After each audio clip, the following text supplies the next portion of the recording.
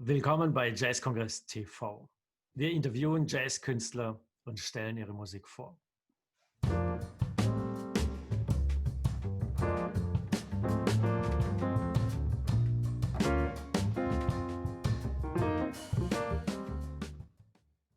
This is Jazzkongress TV with the outstanding drummer from the US, Adam Nussbaum. Hello, Adam. How are you today? Johannes. Yeah, what's up today over there? Well, the sun is shining, which is nice. It's a very interesting time here in the USA, to say the least. We have a multitude of things going on. Like you, we're dealing with this coronavirus, which has really put a big halt to a lot of what we do. We're also dealing with the upcoming election, which has got a lot of people very on edge and concerned. We just had a new Supreme Court justice sworn in. We heard about this, today. Yeah. So that also changes the whole balance of the way things were set up in the Supreme Court. So there's a lot of stuff going on. It's a lot. That's a nice word to say, stuff. I'm thinking of something else, actually. Stuff, yeah, and I can let you know. I remember those times because I was last time I was in the US was exactly 4 years ago. Okay. And I was there for a recording session with saxophone player Joel Fram. Mm-hmm. Recording for this CD New by Two, and I flew back to Germany exactly in the night of the election. So I was very into this process from 4 years ago, where everybody was talking about Hillary or Trump. Right. And I figure that today this is even a harder time, even harder than 4 years ago. I think so. Because in this 4-year period, since when you mentioned, things have really changed in many ways here in the USA. And I don't think necessarily thinking about humanity for the better. Unfortunately, the current president seems to be more concerned with just looking at the stock market and things like that. He's more concerned, to me, with numbers than he is people. And we're going to see what happens. But a lot of people are really wondering what will be. And I'm looking forward to a change. Yeah, hopefully. Yeah. So actually, what I wonder about is, do you feel this election when you're out there walking around, when you drive through the country, or because like in Europe, in a period of elections, we have the posters everywhere. We see Same thing, man. And now about the drumming, what's like? I'm wondering, like today we all have. We know we have the situation that we can't tour as much as we used to be, or are kind of stuck in this situation. Do you have any daily routine for you on the drums, or what's your way of dealing with it? Well, that's a good question. At this point, what's been happening is every day I will put the sticks in my hand.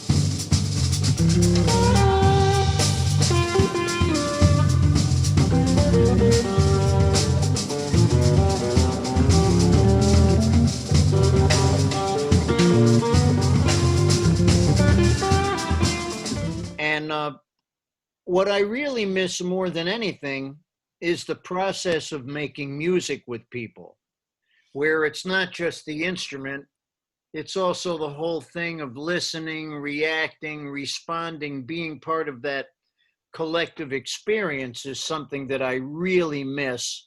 And that's something that you can't practice by yourself. You know, you have to be doing it with somebody else. And we recently moved after being in my old house with my wife for 28 years. We moved here in the middle of July. So consequently, I've been doing a lot of work in my house, getting things organized and together. I mean, it's a big scene when you move. I mean, I look at your studio there. Imagine what that would be like. This is just my little office upstairs. I'm converting my basement into my man cave, where I have my drums and I have my cymbals and I got everything set up. I got the records. I got a lot of analog cassettes from back in the day of gigs and things that are one-of-a-kind documents. So I can't really throw them away. I have to keep them, and one of these days I'll get to digitizing. But I've been playing a little bit, but not much with people. It's curtailed quite a bit. There's streaming events going on occasionally, which is kind of strange when you're playing and there's nobody there. It almost feels like you're doing a record date. No gigs. I have never been home this much ever. I've been a real road warrior since 1978. So this is an interesting time for me. And I know for a lot of people where they're spending more time at home, and it's a challenge. It's a total challenge, especially this being at home. And what you first mentioned, like this being out of this circle of artists. And I tell it to many people that a concert, a show you see is not coming from this one evening or from a practice event or from whatever. It's a living. It comes out of a whole process. And we have to tell it to the people and to mention that this is the important thing for us. I mean, I consider myself an actual analog, not a virtual digital individual. And my whole life has been about playing with other people, for people, and feeling the energy. You know, we're giving out something, something comes back to us. It's a wonderful way of having communication. And it's got a certain dynamic as far as an intimacy with people and energy. So this is really a challenge. I mean, I go downstairs, I'll put on the iPod, I'll listen to some recordings that have no drums that I play along with occasionally. So, you know, there's a wealth of information out there. There's Nat King Cole, there's Jim Hall, there's lots of recordings, Ahmad Jamal, so many that don't have drums, which are fun for me to play with.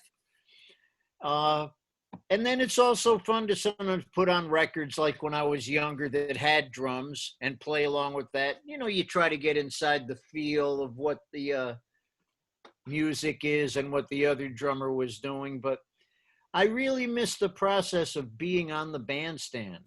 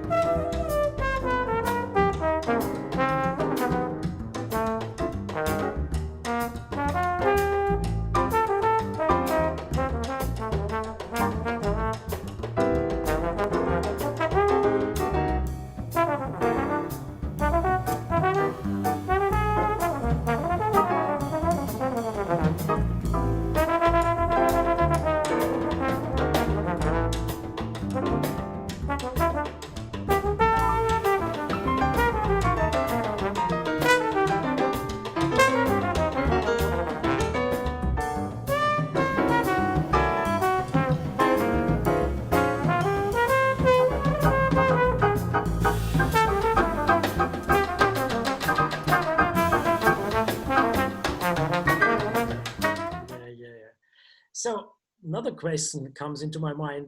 How did this happen that you became one of the famous drummers of today? I have always tried to play music with people. I've always tried to think of myself more as a musician who plays the drums than a drummer who's trying to play music. I mean, I first try to define myself as being a good human being. That's the first thing. Then I'm trying to be a decent husband, father, musician, drummer. in that kind of order.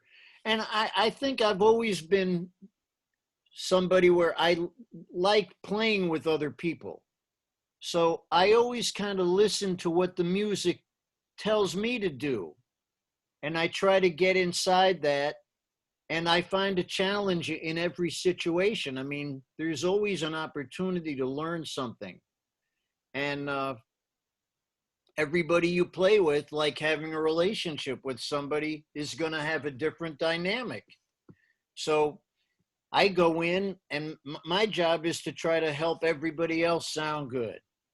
That's what I try to do. So I think with that attitude and point of view, it has enabled me to be fortunate enough to have the situations that I've been able to have. And I'm just very grateful as time goes on. And especially in this time, it allows us a period for reflection.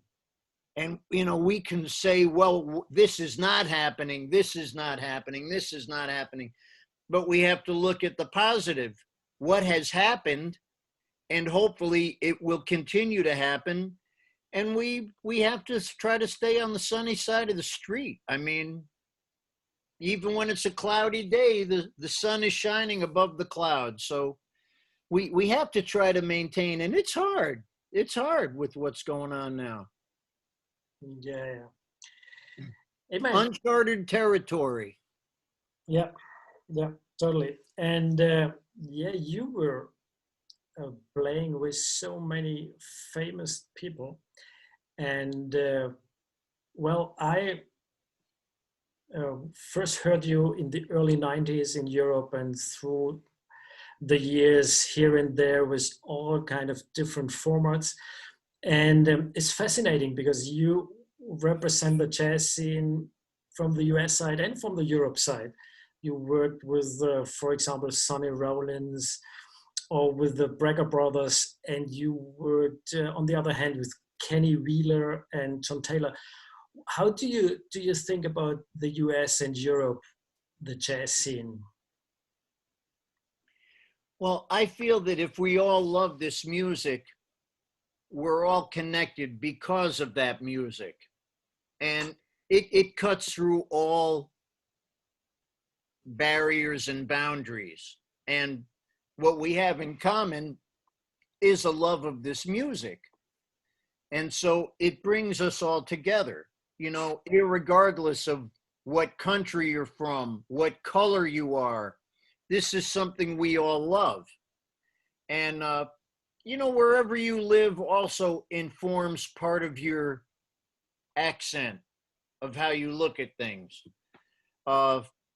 You know, just like with language. Yeah.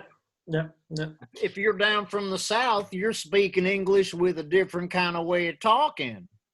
And if you're from Brooklyn or the Bronx, that's another way of talking too. But, you know, you got to understand, we can all come together and we try to make something nice. You know what I mean? Exactly. That's what I'm talking about. Baby, yeah, man. Yeah, that's it. Yeah, you go. Because, you know, the music is out there for everybody. And it's a great thing that we can all dive into it and explore the possibilities of what can happen. And I feel like I've been able to have just so many great experiences. You know, those people you mentioned, like Kenny Wheeler, I mean, you know, an incredible musician. John Taylor, you know, these are great people. I mean, my experience with Sonny Rollins was I worked a weekend with him when I was like 21 or 22 years old. I was absolutely freaked out. You know, I couldn't believe it. And I'm just, those experiences are how you learn, you know? You learn by making mistakes, and that's how you get better. Jumping into the potato and going for it. Yeah, you're right. Yeah, yeah.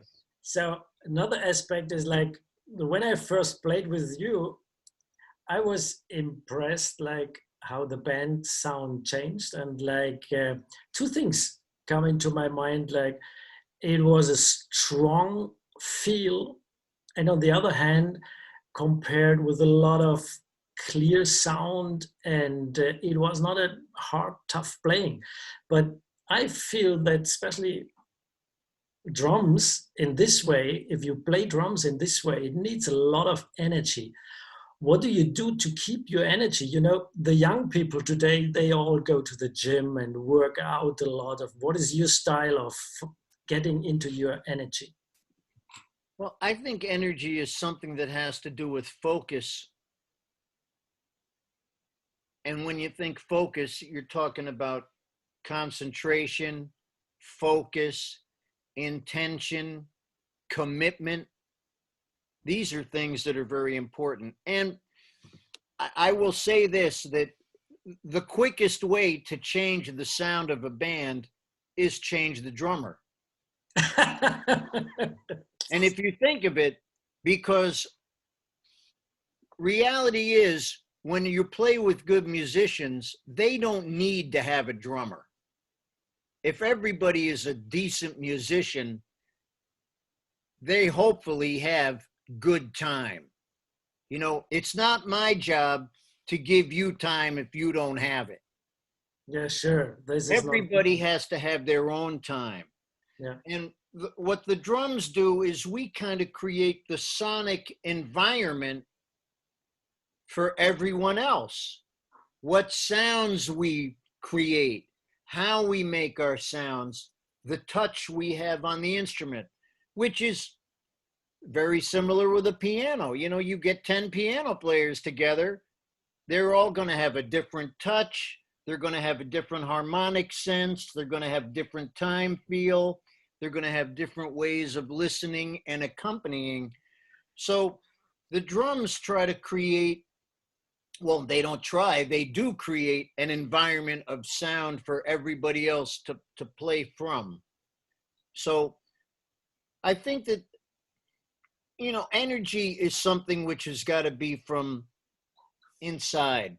Some people, they work out all day, they go to the gym all day, and they don't have energy.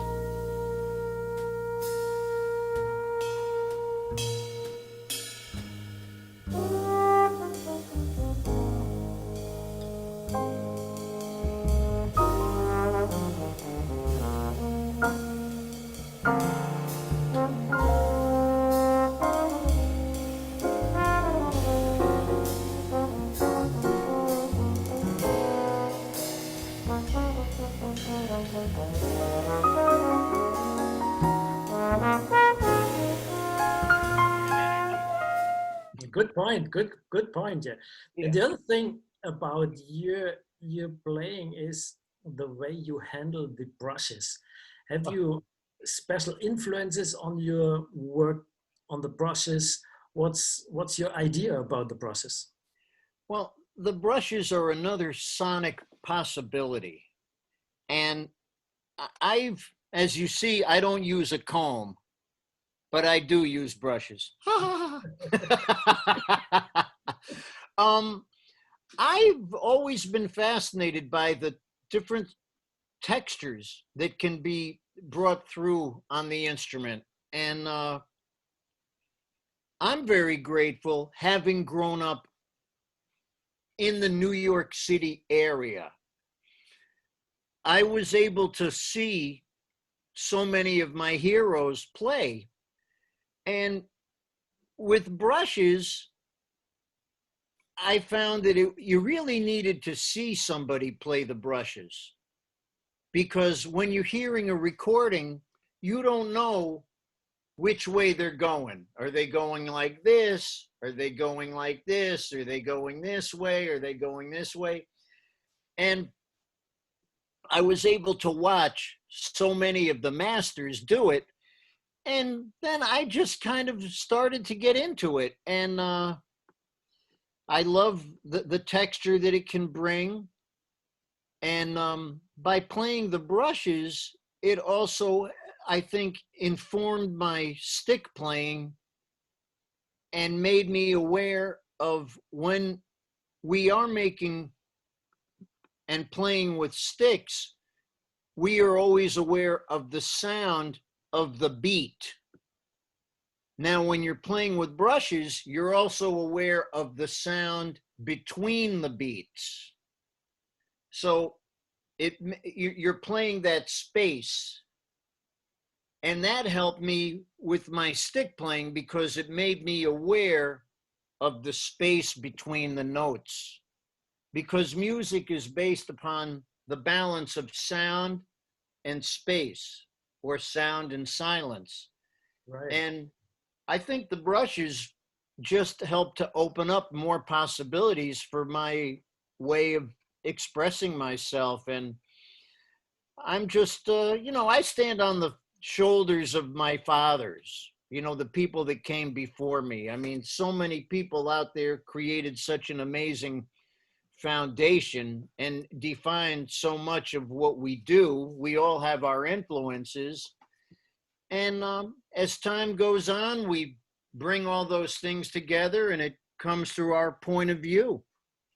So, very good. And also, I think my father was a visual artist. I mean, I have all kinds of, he made that image back there in like 1948. I got stuff of him all over the house. He made a little greeting card for me, a little birthday card when I was a little boy. He did this. I must have been about 16 or 17 when he did that one. Wow. So brushes, that was something he used to use. But right. I'm trying to paint a sonic picture, because I don't have that visual sense. But I think it also affected my aesthetic point of view on things, right. Trying to create balance, whether it's visual or sonic. That's kind of what we always try to do. Amen. Do you have a snare drum to demonstrate some right now? I don't have a snare drum handy. And you know what? If you give me a second, yes, let me go grab a pair of brushes, because I don't even have any up here. Everything's downstairs. Give me a second, and we don't even need a drum. We're going to do it on a newspaper. Very good. Okay. Give me a second. Das ist Adam Nussbaum, der fantastische Schlagzeuger aus der New Yorker Szene. Und Sie hören Jazzkongress TV. Wir interviewen Künstler, und heute sind wir natürlich ganz besonders happy, dass wir so einen tollen Künstler aus den USA uns zugeschaltet haben. Er wäre normalerweise bei uns zu Gast im November auf einer seiner Tourneen. Und wir sind dran, das ganze Projekt zu verlegen, sodass wir ihn erleben können 2021 im November wieder beim Jazzkongress in Freiburg sind einfach besondere Highlights, die wir im Moment nicht so realisieren können, da durch die Reisebeschränkungen und die komplizierten Verordnungen unter der Corona-Situation wir da natürlich sehr eingeschränkt sind. Und wie Adam das eben auch selber gesagt hat, ist das Besondere, dass einfach der Zirkus für die Künstler so angehalten ist, dass dieser natürliche Austausch fehlt.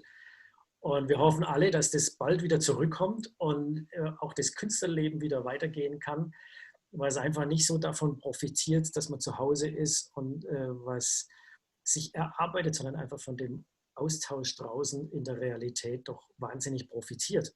Und gerade auch der Austausch mit dem Publikum. Wir können aktuell noch Konzerte veranstalten, sogenannte Hybrid-Konzerte mit 25 bis 30 Zuhörern und dann präsentieren wir das Ganze auch online. Wir machen das nicht als Livestream, sondern dann eine Woche später, sodass man immer am folgenden Konzertabend praktisch das Konzert der Woche zuvor hören kann und freuen uns, wenn viele dieses Angebot nutzen, uns vielleicht auch Spenden zukommen lassen. Das Konto wird dann immer eingeblendet, sodass man dort auch die Künstler, die bei uns auftreten, unterstützen kann. Eine ganz besondere Arbeit in Zeiten von Corona. Und jetzt frage ich mal rüber, Adam, are you ready? Are you there? Well, let's use the New York Times. From when? This was actually from 10/10, Okay. October 20th. The reason I kept this was there was a very big obituary for one of America's most famous baseball players. Yeah. His name was Whitey Ford, and it's pretty incredible because they gave him quite a big. They gave him a whole page, even more. I think they gave him 2 whole pages. Yeah, I see it, yeah. Yeah, he was very well known. So, the great thing about the brushes is that I used to also practice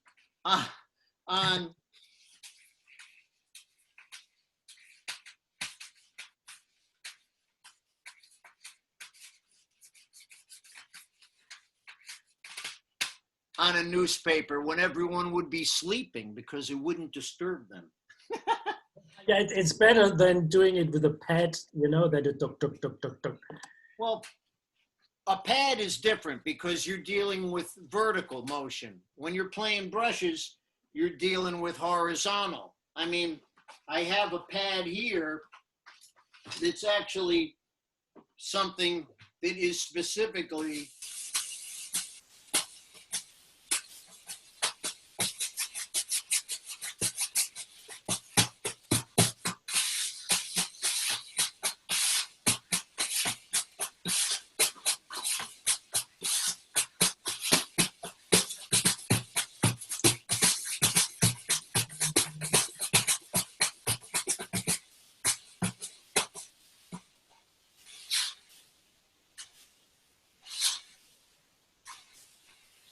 Can you hear it? Yes.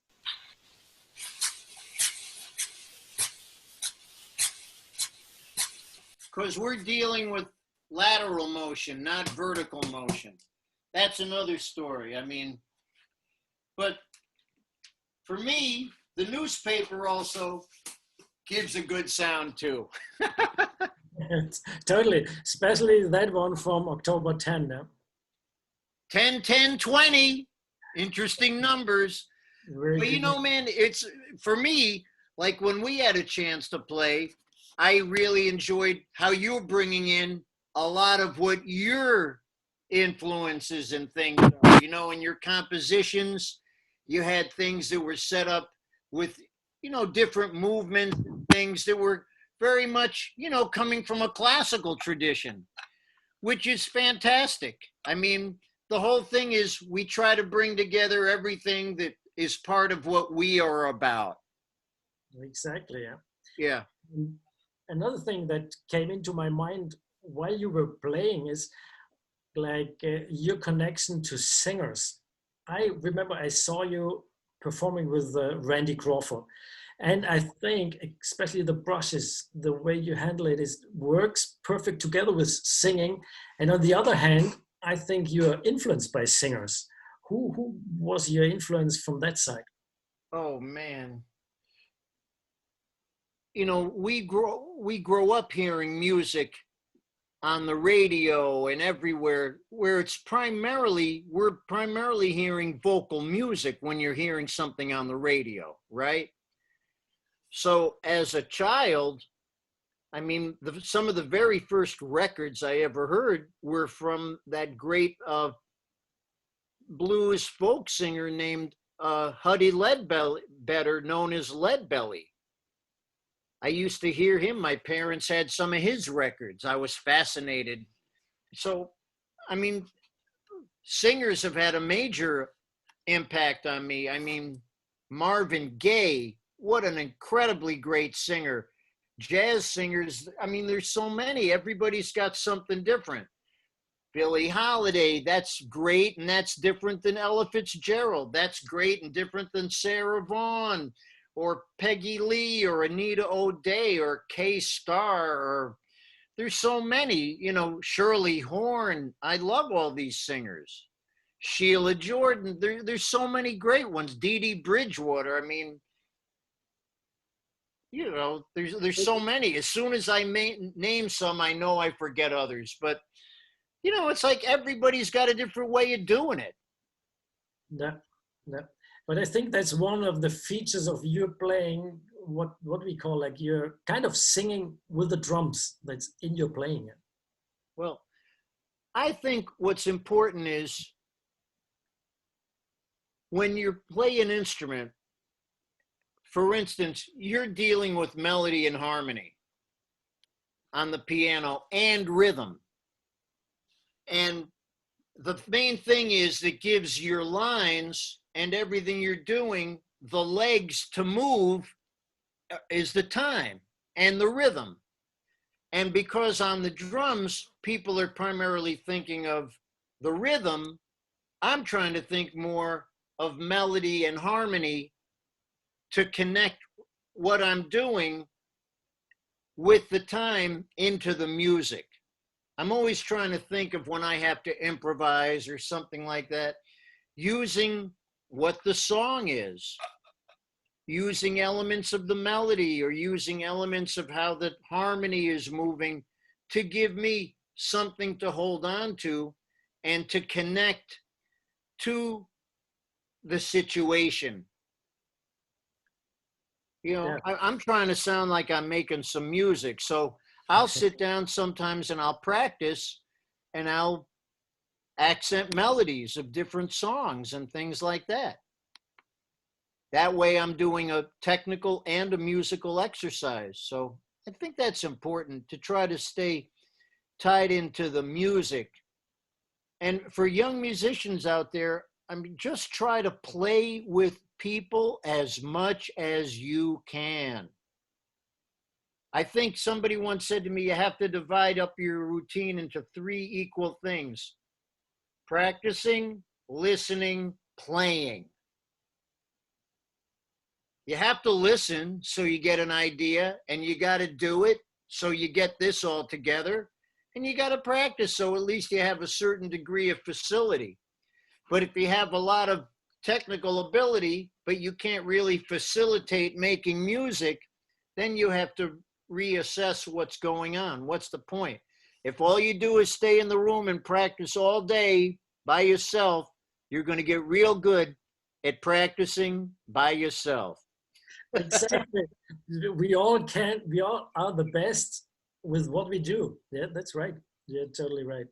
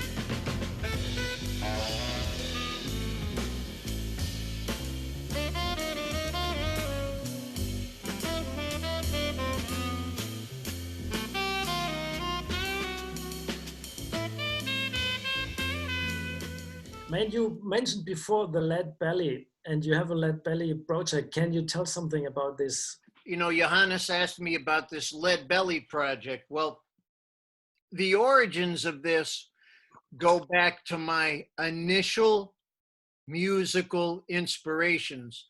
When I was a little boy, I would always look, like we all do. We look at our parents' record collection. We still grew up with records, Johannes, so we remember about those. So my parents had a very diverse assortment of music in the collection. They loved classical music, but they also liked folk music, jazz, blues, flamenco, gamelan, Japanese. I mean, I grew up in a house where there was all kinds of music going on. And as a little boy, you'd go looking through your parents' records, right? And you'd be attracted, first of all, to a cover. What did it look like? So my parents had this record by Lead Belly, Take This Hammer. And here he was, very serious looking man, wearing the bandana and the overalls. And then there was another one with him, and he was wearing a suit with the 12-string guitar. So I used to listen to these records all the time. So I'm on a lot of CDs, and I've co-led a lot of projects, but I never put my name on it as the leader. I would always have like a group name or call it something, Nut Tree, Band, We Three, something, because I felt, well, I'm just one part of the picture. But I figured, you know, I'm getting older. What the hell? Let me do something that goes back to my very initial musical inspiration. And part of my motivation is I've been hearing a lot of music recently that sounds like it's from the neck up and very intellectual and very complicated. And my feeling is that when you have great musicians, you don't need to give them anything complicated. You can give them something simple, and then it gives them an opportunity to create something from that. Very So smart. I said, huh? Very smart idea, yeah. Yeah. And so my feeling was, well, what affected me in the very beginning? Lead Belly. So what I did was I found a whole bunch of these songs. They're very simple. A lot of them are folk songs, spirituals, things from down there in the South. And I compiled a bunch of them, and I figured, let me put together a band I don't know anybody that plays 12-string guitar. That's what Lead Belly played. So I got two great 6-string guitar players. I got a wonderful saxophonist, and we did it with no bass player, which opens up the environment and creates another kind of situation with elasticity and a little bit more freedom. So the first record was this one. And then what I did was we did this and we went out on the road. We did a bunch of gigs. Then I said to the two guitar players, I said, listen, you guys got to deal with the melody and the harmony and play on all this stuff. What tunes by Lead Belly have you heard that you would enjoy playing? So for the second record, we called it Lead Belly Reimagined. I let them pick out the music for the project. And this just came out. And both of these recordings we did totally old school. We set up in a room. We set up the mics, no headphones. We just played live. And all we did was mix it. That's it. No overdubs, no cutting, no. So it's really a photograph of a moment. And it has really nothing to do with me as a drummer. I'm just trying to present some music. And people seem to enjoy it. It's just some honest music. And it's something that people really were surprised to hear coming from me, because it's another kind of environment. And I feel very fortunate that I'm represented in a lot of different situations. And this was a chance for me to show another side of me. So I'm happy about it. And hopefully in next year, we'll be able to do a little tour in Europe if we can. And we'll see what's happening. But right now, everything has been postponed till next year. And we don't know what's going to be going on with these numbers. I mean, what about now for you? What's happening? Yeah, right now the same over here. The situation becomes more difficult, and they talk about a smaller kind of lockdown again for a couple of days or weeks. Nobody knows what is coming up. So we feel it. It's a tough time, but on the other hand, many people believe that like in a year, next fall, it will be much better. And I know from my personal experience that people go forward and try to book things, even the promoters. They want to stay in connection and plan tours and gigs again. Yeah. So everybody is ready to hit again. Sure. And hopefully we can like have you over here and experience you and your music again next November, next fall, whenever it's possible. I'm hoping so as well. I think everybody misses the process. You know, people are getting fatigued by this pandemic, and I think it's just necessary that they get the vaccine together. Once that happens, I think that'll be good. And I think that if everybody can maintain their vigilance and be mindful, and when they go outside, wear a mask. It's not the problem that's happened here in the US is because Trump never wore a mask. So many people never hear what people say. They only see what people do. And if he would have done that in the beginning, I think that would have had a positive result as far as minimizing the amount of how this is spreading around. Yeah. And then people are feeling, oh, well, you're taking away my rights. It's like, wait a minute, it's not rights. It's medicine. It's safety. You know, if you're not caring about yourself, show some consideration to others. I mean, this is just an important thing, man. I'm just praying things are going to change up. I pray things are going to shift around. Next week, I pray that they get a vaccine together because, you know, people are hungry to be part of that live experience. Like we said, people want to come out and hear music. It's a healing force for the universe. It cuts through all the bullshit. Totally right. And yeah, we are ready to go back and to normality as much as we can and to experience it again. Yeah? Hey man, another thing is you have so many connections to especially Germany.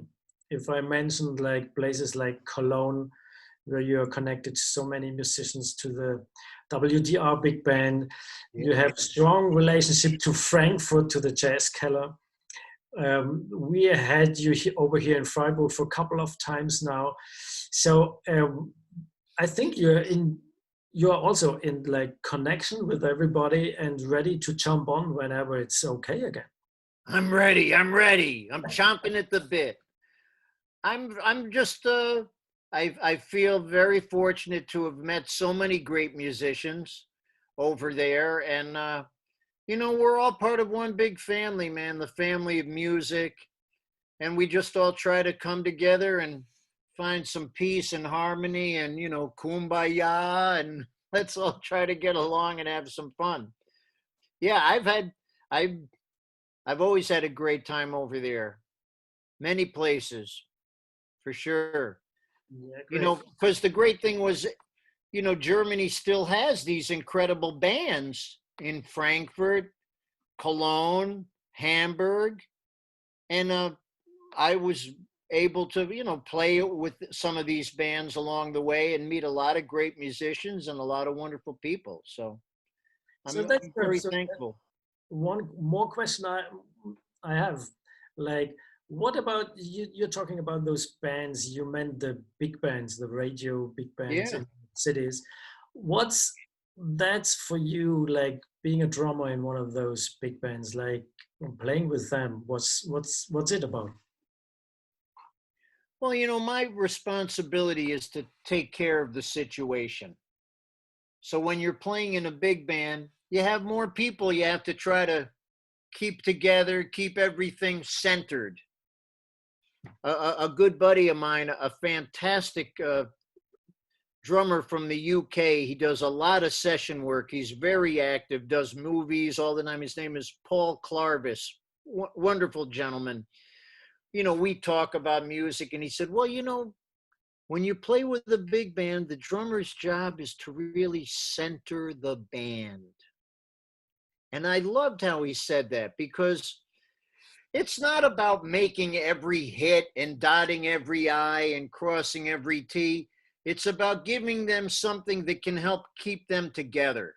And I thought that was such a great way of putting it, because you have so many different ways of approaching a situation like that. You have a more staccato approach that certain people had, then you had a more legato approach that others had. I mean, these, and they're all valid approaches. But at the end of the day, it's like we have to try to help to keep things together. So every process has its rewards and challenges. Yeah, great man. Sounds very good to me. And now for our listeners here in the area, like for the audience in Freiburg, for everybody out there, is there anything we just forgot you want to mention, any topic for the final thing of our chat? Well, I'm very happy that you asked me to do this. It's nice to reach out to people out there. Let's just try to stay safe. That's the main thing. Everybody try to stay healthy. Let's try not to panic. This is a challenge for everyone. And tell the people you love how much you love them. Let's make sure that we can all try to stay sane. We all need each other during these times. And it's a challenge. It's a real challenge. And, enjoy every day. Try to look at the positive side of whatever it is. Look at the positive side of the negative. What can this bring? Because we can't change what's going on. We just have to try to embrace it and to do the best we can within what it is. So that's the whole thing. I just hope for peace and more harmony in this world. That's what we need. Amen. This was Jazz Congress TV with the wonderful Adam Nussbaum from the US. Adam, thanks a lot for being here. It was wonderful talking to you, and we look forward to have you back here as soon as possible. Thanks a lot. Hey, man. Dankeschön. Alles wunderbar. And take care, everybody.